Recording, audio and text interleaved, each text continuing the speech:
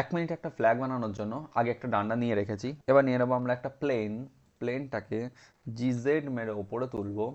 Rotate X90 S করি, একটু S বরাবর স্কেল করলাম, জি জেড ওপরে তুললাম, জি এক্স সাইডে সরালাম। ওকে, এবার এখানে ক্লিক করব, ক্লিক করে সাবডিভিশন করব।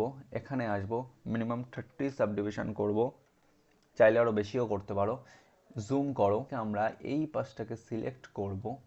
সিলেক্ট করার পর এখানে আসব, এসে প্লাসে ক্লিক করে গ্রুপে গিয়ে অ্যাসাইন করব। অ্যাসাইন করার পর এটাকে সিলেক্ট করে এখানে আসব, ক্লথে যাব।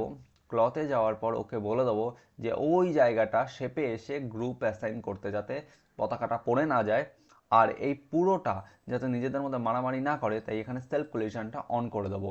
যদি প্লে করি, আমাদের পতাকা ঠিকঠাক হয়ে গেছে।